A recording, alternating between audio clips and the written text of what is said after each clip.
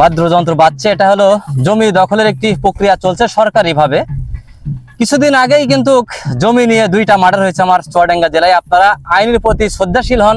অবশ্যই জমি নিয়ে কোনো ক্যাচাল থাকলে অবশ্যই আপনারা আইনগত ব্যবস্থা নেবেন। সাথেই থাকুন, দেখতে থাকুন কিভাবে কি প্রক্রিয়া সেটা জানানোর চেষ্টা করব।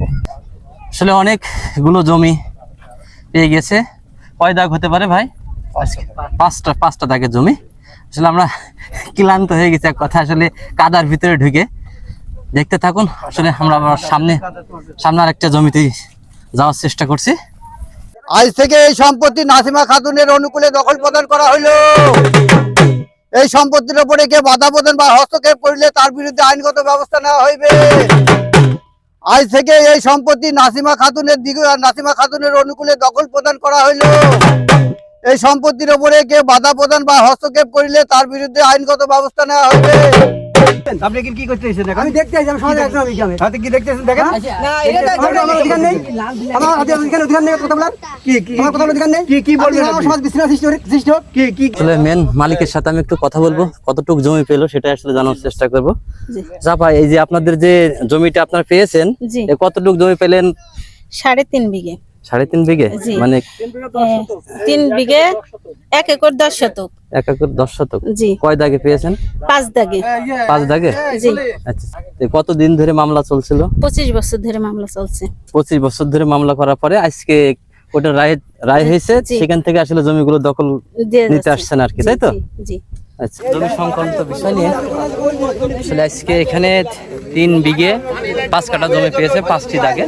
একটি দাগে দেখানোর চেষ্টা করলাম, 2টি দাগ দেখানোর চেষ্টা করলাম। এভাবে পর্যায়ক্রমে প্রতিটি দাগে আসলে দখল দিয়ে দিচ্ছে সরকারের কোর্ট থেকে। অবশ্যই আপনারা জমি নিয়ে কোনো জ্ঞানজাম করবেন না, অবশ্যই কোর্টের সম্পন্ন হবেন, সেখান থেকে যে রায় দিবেন সেটাই আপনারা মেনে নেবেন, এটা নিয়ে কোনো জ্ঞানজাম করবেন না। আমরা কাদার জন্য কিন্তু আসলে যেতে পারছি না। মিয়া ভাইয়ের সাথে একটু কথা বলবো। জমিটি কে দখলে ছিল, কতদিন ধরে ছিল? এই জমি বর্তমান দখলে আছে কার?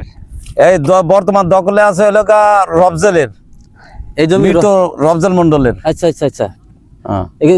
কত দিন ধরে এই মামলা চলছে আপনার জানা মতে? 25 বছর। 25 বছর পর? 25 বছর। কতটুকু জমি কারা পাচ্ছে? এই 11 শতক জমি। 11.5 শতক জমি পাচ্ছে যে এটা মদিন মোল্লার বউ। আচ্ছা, বড় বউ। আচ্ছা, তার মেয়ে ছেলে। 11 শতক? 11 শতক, 11.5 শতক। কয় দাগে পাচ্ছে? এই এক দাগেই। এই দাগটাই? এই দাগটাই। আচ্ছা, মৃত রফজল মন্ডলের জমি থেকে হ্যাঁ পাচ্ছিল 11 শতক। 11 শতক। আচ্ছা আচ্ছা। এটা হলো এটা মদিন মোল্লার জমি। এই জমি তো একোয়ার করা। আচ্ছা, বাড়ি মোল্লার কাছে কিনছিল।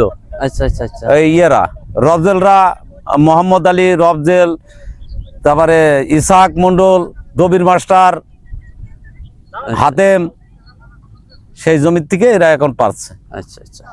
আসলে কাজ কোনো বাধা মানে না, যেখানেই হোক না কিন্তু সেখানে যেতে হবে। অবশ্যই আপনারা আইনের প্রতি শ্রদ্ধাশীল হবেন, অবশ্যই জ্ঞানজাম থেকে বিরত থাকবেন, অবশ্যই আইন যেটা করে সেই সিদ্ধান্তে অটুট থাকবেন।